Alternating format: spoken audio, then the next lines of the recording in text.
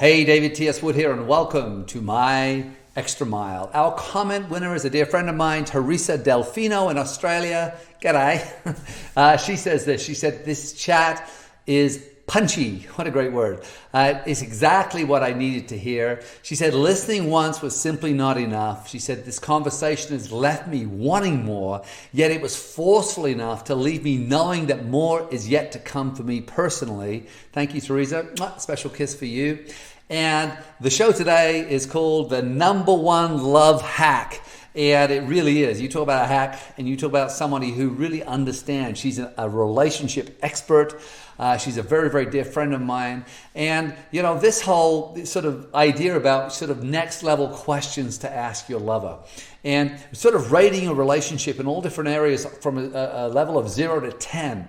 And whether you're starting a relationship, the middle of a relationship, or even, you know, transforming a relationship, in other words, leaving it, you know, really still understanding to get it to a 10, which sounds crazy, but it's incredibly powerful. And also two powerful questions that will completely transform your relationship. So enjoy the incredible Beth Hanishewski.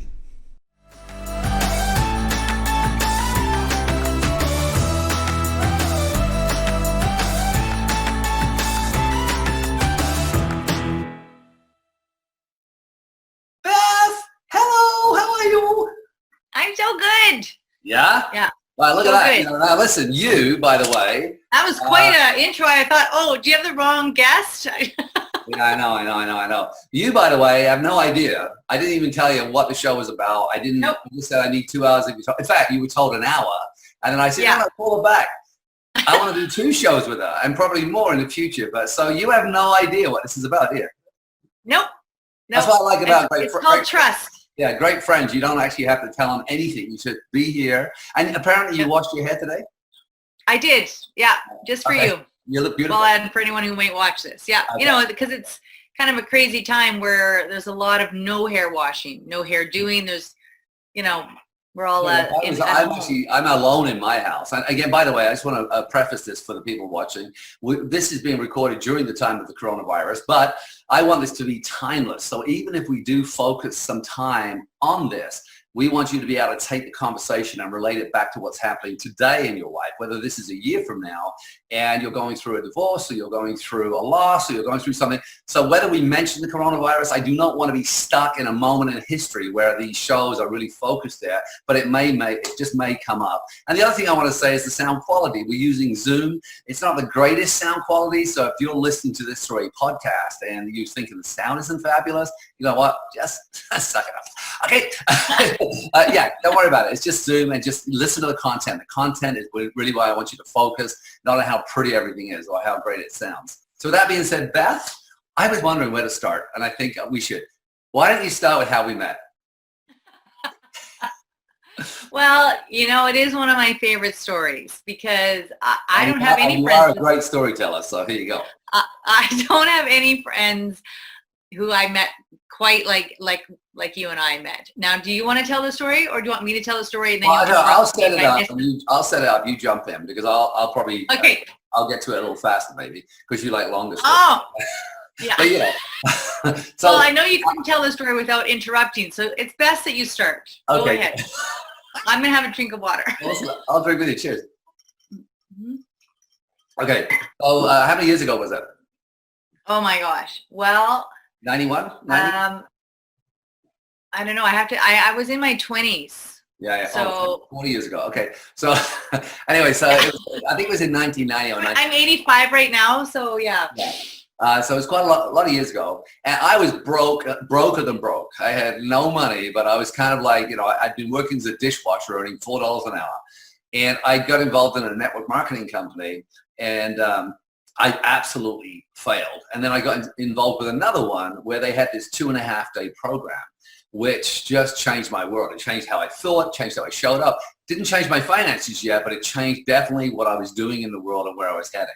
So I was traveling across Canada to teach this particular program. And I was in Calgary, and I'm one of the teachers at the front of the room. It was actually an evening session. This wasn't the whole program, but I was doing an evening session. And Beth was sitting in the front row. So I had absolutely nowhere to stay. And so I'll let you take it over. We'll keep the surprise of what happened after you said yes. But carry on. What happened next? So I'm at this meeting, and at the time I was doing my S jobs, the sales, social work, and the slinging of drinks. And so this evening presentation was for me looking at, again, how to make an additional income, because as a social worker or the slinging of drinks, aka waitress, I was not making a lot of money either. But I did have my own apartment, which is where you came in. So you came up to me at the end of the presentation and you introduced yourself and you're like, hi, I'm David and I'm traveling across the country, and could you recommend somewhere to stay? So sure, yeah, like I'm from Calgary, so I threw out my 2 or 3 local kind of hotels, and you're like, well, I'm on a bit of a budget, do you have anything else, you might recommend? So then I'm like, okay, so I started thinking of like some really low end, the Hostel, the Y, maybe you could try there.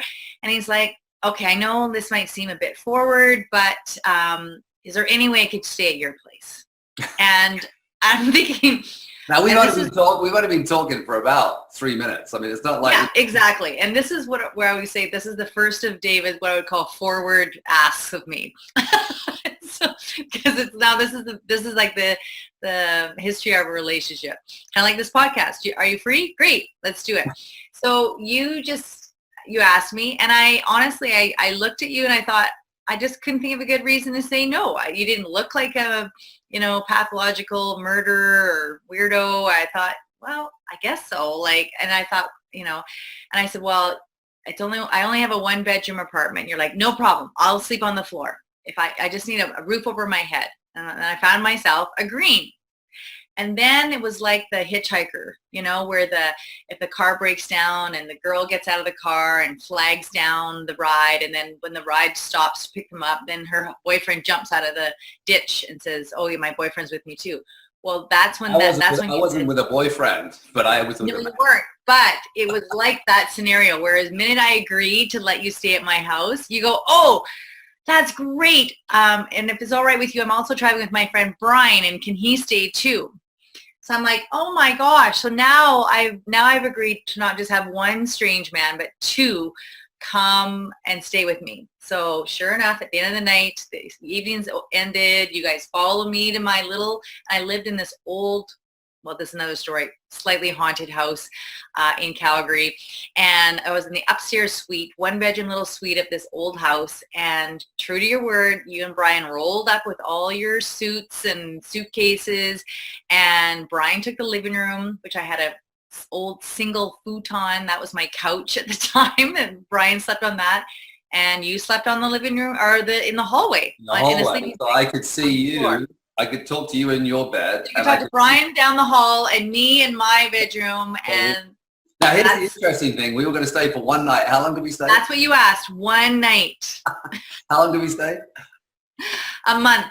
A month. You lived with me for a month, and we've been friends ever since, which ironically, I never heard from Brian again. Like, what's up with that? He went on to get married, have kids. He lives in Edmonton. I've seen him. I don't see him much, but I wish you look him up. I'll look him up. Anyway, let's get on with the show because there's so much great stuff. So 30 years later, we're still showing up at each other's houses. We actually should know. It's like a birthday. We should actually know when someone asks, when did we meet? We should probably have it in our head. Was it 25 years? Was it 30 years? Was it 30? Who knows? Yeah. I think we'll do the math. We'll do the math, but we'll do that over a cocktail. All right. So Beth, let's talk about this. You specialize in a lot of things. I mean, life coaching, and but you have a special kind of bent towards relationships. And what I love is you and I have worked together actually with the same clients even. So I'm very intimate with your coaching style, and also I know you as a person, but I also send a lot of people to you. I refer a lot of people to you. And it's not just relationships that are ending, all right, although that has been the case where the relationship's kind of in free fall, but also in relationships that want to expand. So it's people who just say, hey, we want to squeeze more juice, and we want to have more, beauty in our relationship. So I want to sort of explore that a little bit because you and I both talk about this, about level 10, like even if you were going to separate with someone and you were in a real, in a really hard time, about attempting to move your relationship to a 10 prior to having an elegant separation or a divine divorce or whatever. You may have another term for it now, but certainly that this concept that there's a 10. And I think most people in relationships never really sit down and take inventory about what that means, or could they have a 10? So I just want to open up with that. Again, you know me, I've got no questions written down. We're just going to free flow. This is just conversation. So how's that for a starting spot? Yeah, no, that's, you know, I think and that's exactly where I always start. So when I'm working with people and even myself, yeah, but I always do, like, so if someone comes to me and they're like, you know, we would like some support, and you're right, it is, some people come who want to up level, but most people come to me for a couple of reasons, when they've tried sort of traditional therapy and counseling, and that hasn't worked, and they're a little bit more desperate. So I don't really get a lot of people that come to me that are like, hey, I actually want to up level. They're more like, I don't know if we're going to make it, and can you help? And so the first thing I always say to people is that you know, we need to figure out where you're at. And, you know, and I always say to people who say, oh, you know, can you help us save our marriage? And the very first thing I do is eliminate that as the goal. And I say, let's not set out to save your marriage or your partnership or whatever relationship that has gone sideways. I say, instead, let's transform the relationship, as you said, to 10 out of 10. And then decide if you want to stay business partners, then decide if you want to stay married, then decide if you want to be friends, or whatever is going on. You want to, you know, disown your family, whatever relationship. I would say, let's first get it to 10 and then choose. So, and everybody's 10 out of 10 is different. You know, so for people listening to this call right now, say if you have a relationship, you know, I always like to do, you know, an exercise. It was like, well, if you have a relationship right now that is fractured or hurting, or you're not happy with where it's at, then I would just say rate it out of 10, being 10, it couldn't get any better for you, whatever that means for you, and 0, it couldn't get any worse. And that's where we always begin. And it's interesting how quite often, again, when I'm coaching with people, and especially I see this a lot with women, because I probably have more women clients, in fact, predominantly women clients. I think women are more, I don't know if you find the same thing, but I find a lot of women are more prone to wanting to coach and wanting to work with someone, right? But I find that quite often, you know, you'll hear a woman saying that she wants to stay in the marriage for her kids, or wants to stay in the marriage for him, or if she leaves, he'll be heartbroken. And I always say, look, you know, if you're scoring your marriage a 4 or a 3 out of 10, he's miserable. Yeah. He's already, you know, there's no way you can be a 3 and he's going to be a 10. He's, you know, if he was really to sit down, right? So talk a little bit about that, about this kind of this unrealistic kind of approach that quite often people have to say why they stay in that kind of fractured relationship for so long. Because a lot of people listening aren't going to coachings right now. Hopefully they will reach out to you, but there's certainly this idea sometimes, right?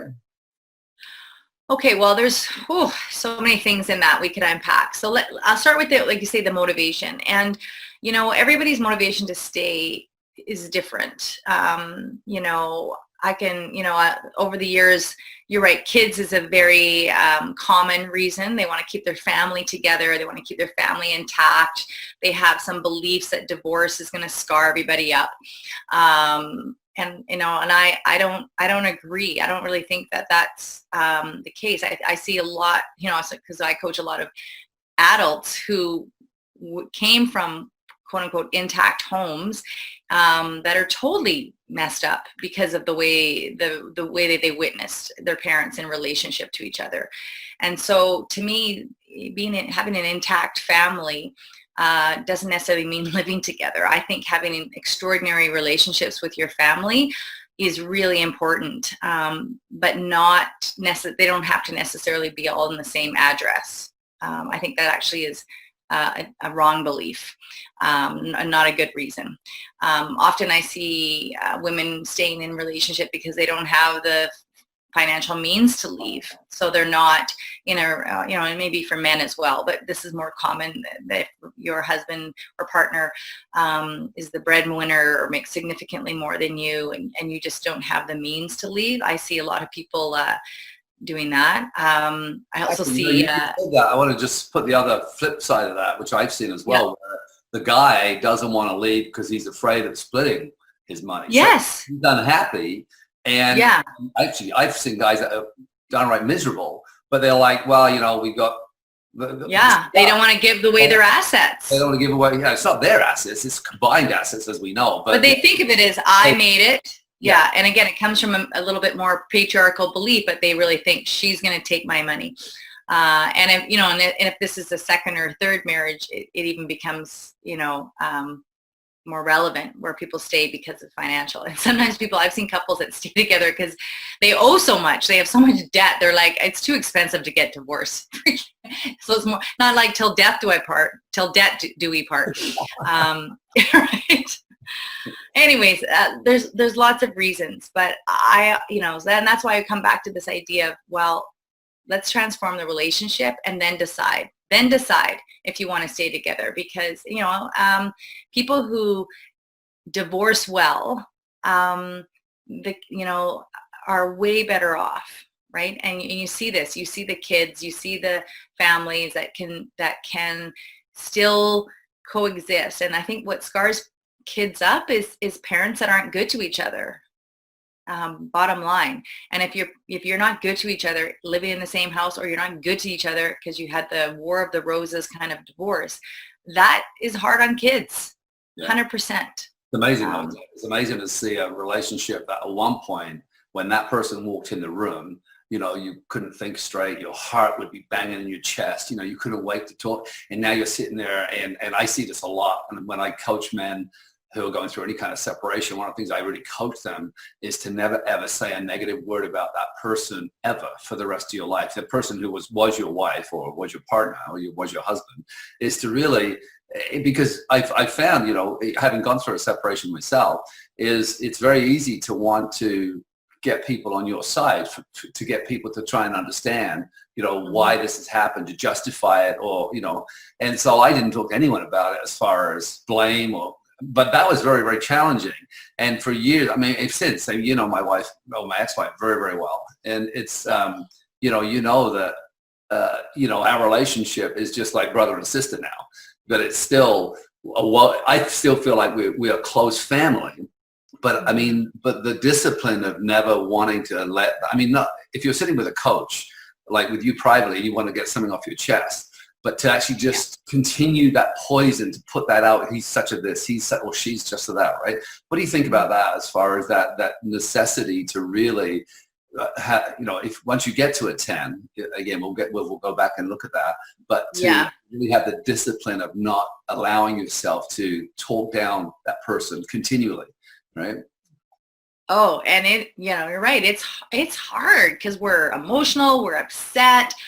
It's the hardest thing you can do. And you're right. I think there is a place for what I call healthy ranting. I don't think you should keep that anger and bitterness and hurt inside you, because I think actually that makes you a bit sick, and it causes other problems, because then you kind of explode one day or whatever.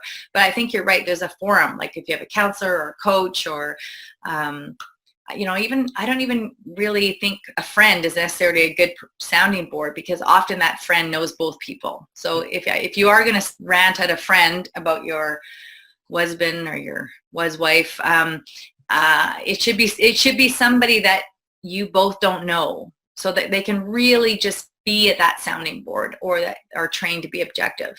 And be a container. You find a container where you can get out all that stuff. But you're right, to people that you are mutually friends with, to your children, to the teacher, to anywhere that the two of you have the same relationships with people, it's so important to not, you let that toxic stuff out of you, and really, and that's part of what it means to maintain that relationship and treat that person in your case, Pam still has a very, very important role or in status in your family. And that's the mother of your children. And that will never change no matter what. She's always going to be the mother of your kids. And I think to honor that as her sort of title is really beautiful. And there's, and again, I don't think that if you can't honor the title, that that's the parent of your child, that's when kids get scarred up. Yeah. Let's go back, because people listening, let's focus this show on the getting to a 10, because whoever's listening right now, they're probably in a relationship or want to be. And so let's focus the energy of this call or the rest of it on just that concept. So you've got someone come and sat in front of you and they're saying, well, I'm rating it. What's a normal number for you? Is it quite common? Do you see a lot of 5s and 6s or 4s through 6s? Is that kind of more common around that kind of number? Or? Yeah, I would say definitely. I would say between 4 and 6 is pretty common. And depending on who's there, or if I'm talking to both couples, because if both couples are there together, often they underestimate how bad it is a little bit sometimes, or it's fairly illuminating. But the number really says a lot. So I wanted to say something about that, because if you rate your relationship and you say it's 8, 9, or 10, that's a really healthy rating. And you might, because not everybody lives at 10 out of 10, usually all the time. You have moments where it doesn't, let's just be honest. It just doesn't. It drops down, or things, you lose connection, you lose intimacy, you lose, the way you speak to each other, whatever. But generally... Different seasons too. When you think about when you got your second young baby in the house, I can't tell you how young couples... with their young children, it seems like to be a war zone, because, the focus of the energy of the mother is solely on the children, there's chaos. So they go from having this loving, intimate kind of time to having zero time and zero sleep, right? Right. Yeah. Oh yeah. It depends on what else is going on. But generally speaking, 8, 9, or 10 is really healthy. And one of the ways it's really healthy is that even if you have a fight with that person, it doesn't pop into your head, I don't think I want to be with you anymore. That's not even a question in your mind.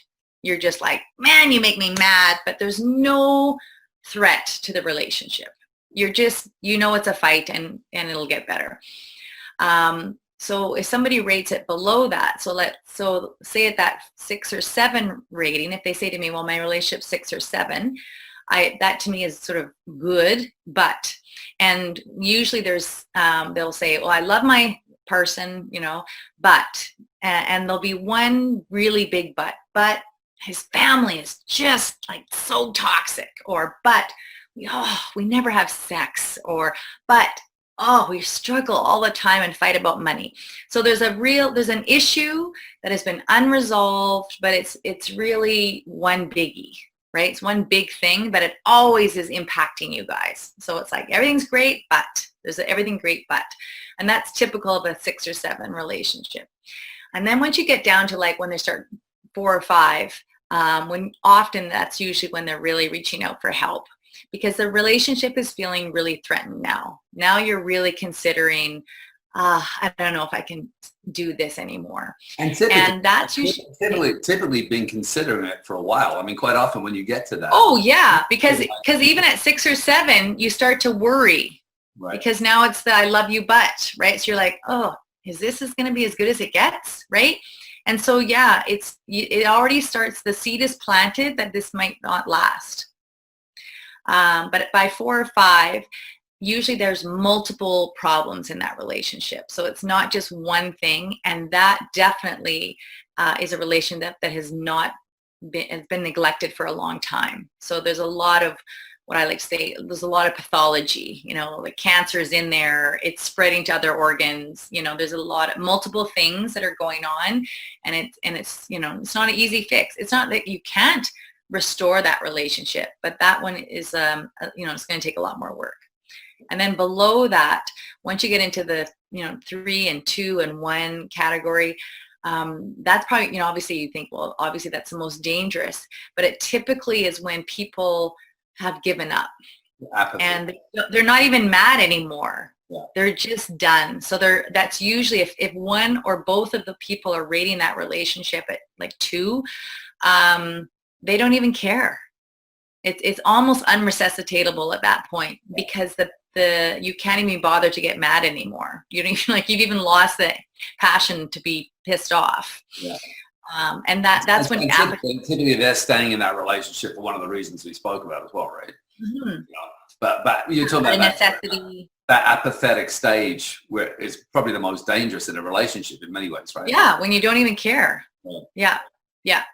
So if someone's listening in right now, and you know they're in a situation where they're rating out of their relationship a 4 to a 6, let's say, so they're in that situation, and their partner, whether it's a man or a woman, or you know, regardless of the sex, is not really willing to come or not open at this moment, because one of them's listening to us right now, and they have this realization, oh my gosh, I'm a 5. And they're quite often, I see the immediate response is, well, if he was to come too. What would you say to someone they're listening to this, they really are committed, but they know that at this moment in time, their partner for some reason just isn't open at this point. And maybe it's because they've spent the last 3 or 4 years getting here, and that person's hurt, or, you know, or shielded, or whatever it is. What would you say to that person first? Can they start doing this work now, regardless of where their partner's at? Yeah. Well, yes. Short answer is yes. Yes, you can.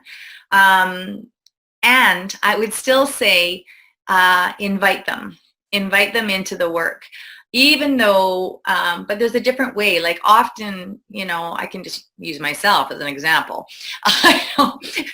You know, when I was in not great, you know, stage with my husband, you know, I wouldn't ask, you know, I would demand, or I would beg, or I would bitch, or I would complain, or I would tell him that, you know, he has to change, or, sometimes, you know, there, right?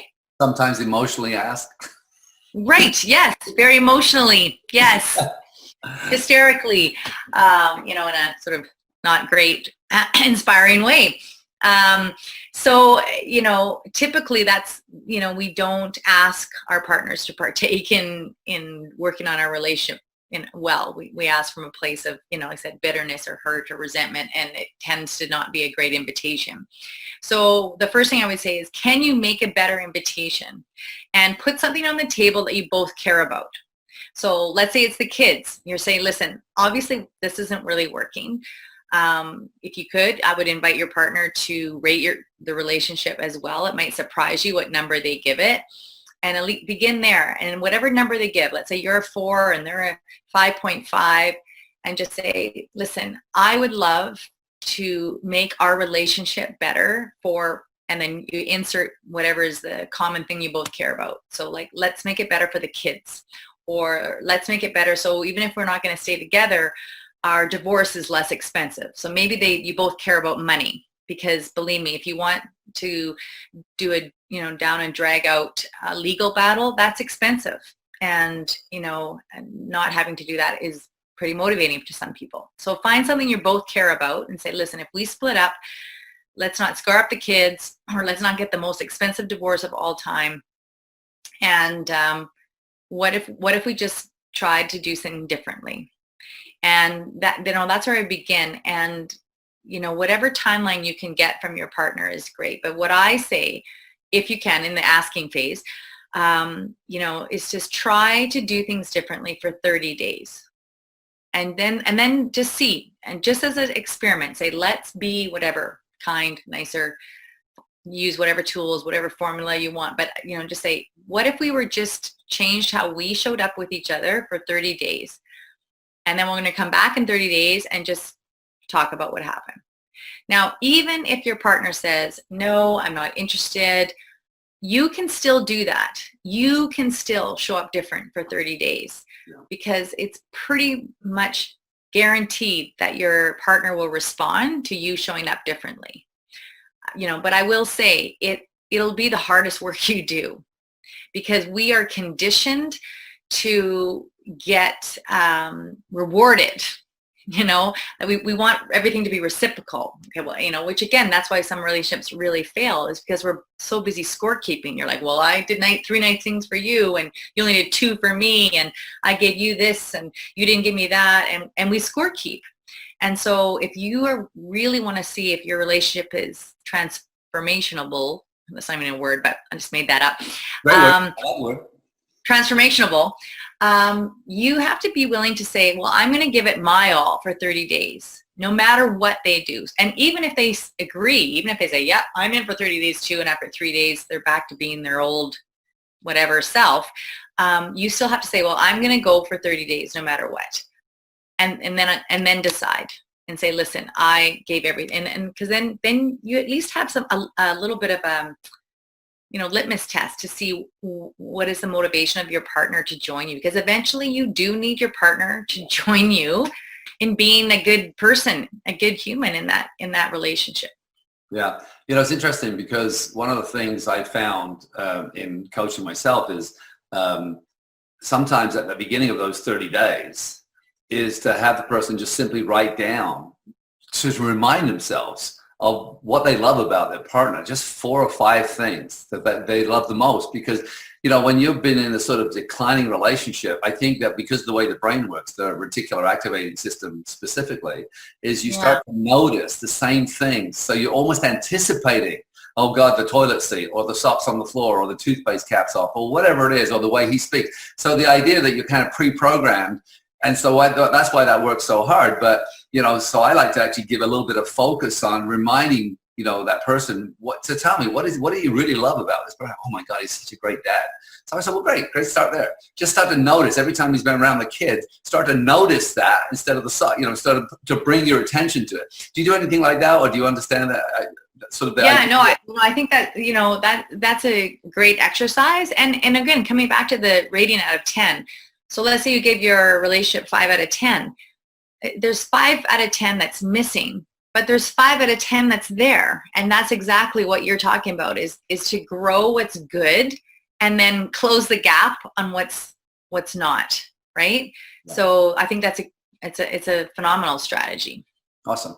So take us through this next stage then. So you got this person that has either sat down and invited. I really love the fact you did that, because you had to learn that lesson about how to invite. And I mean, your husband, Ben, is I always call him Saint Ben, I know.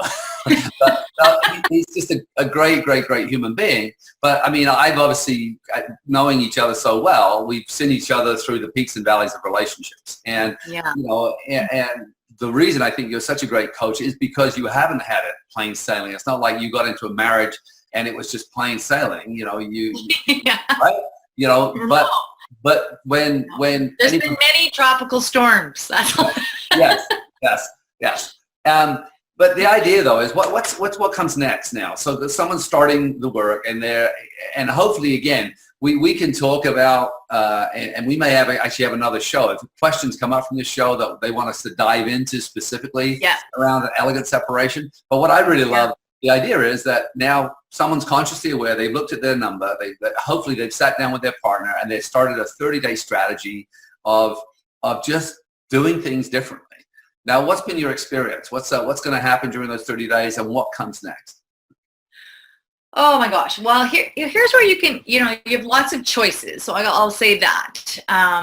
But here's a really simple exercise that you could do with your partner. And even if they're not willing, it would be very hard for them not to respond to this question. And you can sit with them and go, okay, I really want things to get better. I really want to be a better partner for you. And so you first come with your intention. And so you say, so in order for me to do that, I would love to know 2 things from you. And you ask them this: what do I do that pushes you away? And then you say, and what do I do that pulls you closer?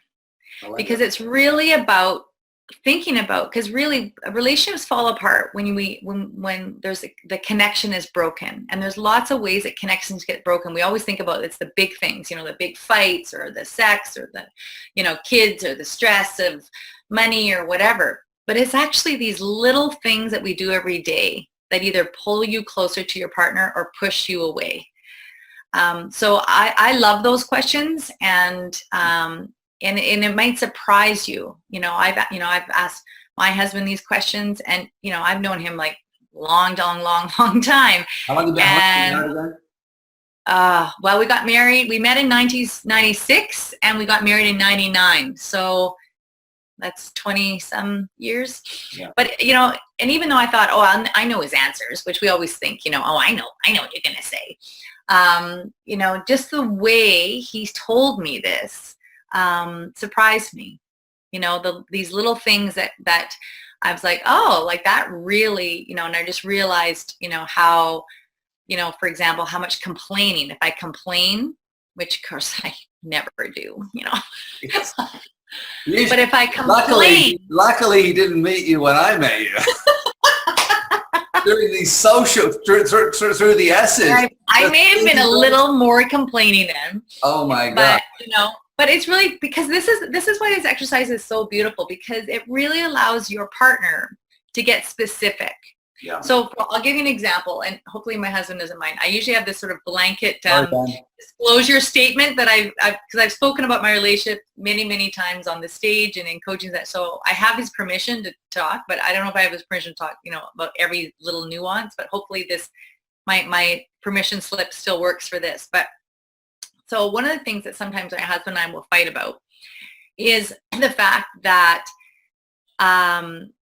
he doesn't prioritize the things that I think need to be done around our house. So if we make a little list, let's say we both make a list. We're like, hey, let's get some stuff done. And I go, oh yeah, I'd love the fence fixed, or the garden this, or I have this little list of all the chores that I think, could be done. And he's like, okay, well, I really want to have these things done, right? But inevitably, he'll always pick, his favorite things, which is to be in the garden outside. He could spend 8 hours just making the perfect garden boxes, right? And the fence that was supposed to be put up, which has been now like 6 years in the making, is still not done. And so I will get a little bitchy about that. I'm like, listen, that fence is driving me crazy, right? Like, what can that thing get up? So one of the things he shared when I asked him this, what pushes you away? He's like, rather than you criticize the fact that I've spent all that time out in the garden, he says, that's what pushes him away. But if I was going to say, well, what pulls me closer, he goes, if you ask me what I did, what did I accomplish out there? And allows him to feel proud of what he's doing, which then gives him, he's in this space that my wife is proud of all this work that I did. And even though it's not my to-do list, he feels good, which then inspires him to come to me and say, hey, okay, I'm going to give some energy to your side of the list next weekend. And so that, again, it's such an easy question, but it's, I think. What do I do that pushes you away? What do I do that pulls you closer? I think it's, you can almost, if you walked away from this particular show with just that as a discipline, I think it would remarkably, I think I could see it moving a needle very, very quickly because, and that's why I wrote it down, because I just think I love simple solutions that people can remember. And also there's a part of this that takes responsibility. What do I do that pushes you away? Versus let me tell you what you do that pushes me away. This is a whole twist. So that's why when I wrote it down, it was and I got goosebumps a little bit even talking about it, because I think this is one of those, real beautiful nuances that utilized. I mean, even someone who hasn't had the conversation yet, if you're sitting on this call, you'll think, I just scored myself a 6. What if I just go home and use this question? Right? Really, what a starting point. And then if you were to actually, when you take the responsibility for this, so then Beth, if we go back to the example, the next time the list is done, or every time her husband does something out in the garden, and he's like, hey, tell me, what'd you get done there? What did you accomplish today? And he starts to talk about these things. I can just see, because there is this feel, like you say, and we'll talk about men and women in the next Yes. show? Because I know I didn't want to start there because I think it was low-hanging fruit for us because we talk about it a lot. But Yeah. that feeling that, especially for a guy, I call it the Tarzan. Right. It's pride. Pride, right? Because you want, it's like, we're not hunter-gatherers anymore, but if he's gone out there and picked tomatoes or cleaned out the chicken coop, which you have chicken still, I think. Yeah. But anyway, so yes, so going back then to the original question, this is brilliant. I really love it. And again, we could stay here. And maybe we should give another example. What was an example that you gave to him? So let's switch that one around. What is it that pushes you away from him and what pulls you to him? Right. Prioritize the list. I know. Yeah. Let me get it out. No. Yeah. Well, and here's, I want to say, I will share that in a second, but I really want to say this because you're right. If you come to your partner or friend or whoever you're trying to make the relationship better with, your mother, it doesn't matter, your kids even, the question comes from this place of what can I do better for you? It is impossible for even someone who's been mad at you for 10 years to not be touched. Like it's a heart opening kind of question, which will likely invite them to say, well, what do I do? Right? It invites them to take responsibility as well, without you saying, why don't you do this for me anymore? So one of the things that I said was on my list of what pushes me away is when my husband's not present. We live in this age, of course, technology is a big part of our lives now. And I find our whole family can just get so distracted by our cell phones and our computer and our laptops and the TV. Like there's all these screens, right? And so if I'm talking to, my husband in this case, in fact, we just literally a couple of days ago, this just came up where we were having a conversation and he's literally reading something on his laptop at the same time I'm talking. And then I get, then I'm get pissed off about that. I'm like, really? It feels so disrespectful. So that was one of my shares. I said, it pushes me away when you don't give me your, undivided attention if we're having a conversation. What pulls me closer is if you're just present. When you're present and when we're having a conversation and I feel like, then I feel like I matter versus I'm just going to half listen to you. And it's such a tiny thing. But again, these are the things that really either can erode or build your relationship really quickly. Yeah, really brilliant. I still haven't figured out, because it's so early in these series, whether 45 minutes is too short. I feel like we're in the middle of a conversation, but because we're going to do another show, we're actually really close to the 45 minutes. Okay. I might extend it to an hour in future shows, but I want to just see, I think 45 minutes people have time to listen. And because I'm going to attempt to do 2 shows with each person, it gives them really an hour and a half versus an hour. So in my world, and so any feedback you have on that, I'm always open to that. But I think it's quite a kind of a good time, isn't it? You've got 45 minutes. So with that being said, what's a takeaway from what we've talked about right now? I love this as a major takeaway, but what's a practice that we could give them? I'd love to give a little challenge at the end of each show, and we'll be recording our second show right away. So, I'm not going to get you to go get changed. Yeah. Do I have to change? Should I put on a different? Yeah. So let's just talk about a challenge that we could take from from what we've discussed so far. And I know we've just scratched a tiny surface. That's why I think we'll end up doing quite a few shows together, because this is the big in all around the world, wherever I work, relationship stuff is always being asked for. More relationship stuff, more understanding, because it's like raising kids. We don't get a book about having a relationship. There's no guide typically that we're given, and so and so many relationships are dysfunctional on many levels. So some of the things that we get to witness aren't great examples of great relationships. So talk to what's a takeaway you'd like people to walk away from this particular show with? Well, I guess I would, it's really just what we talked about. So the very first thing I would say is pick a person that you really want to transform your relationship with, whether they partake or not. Rate it. Have that conversation where you ask them those 2 questions. And whatever they tell you, practice that for 30 days. Yeah. Just just, give them what they're looking for. There's lots of different ways, you can, and it's amazing is if you just start to do the things that pull them closer to you, it will invite more conversations of more ways that you can do this. And, like I said, we can get into that in another show about all the love languages or the relationship formula or different, very more specific tools you can do. But I would start with, what does your person need from you? And then go from there. Awesome. Yeah. Beth, the show's called My Extra Mile, and this to me is a great example of going the extra mile, is, taking on this simple concept and taking that responsibility, but being intentional. People who go the extra mile are very intentional in every area of their life and looking for these simple things we can do to amplify them, to move that needle. So I love the homework.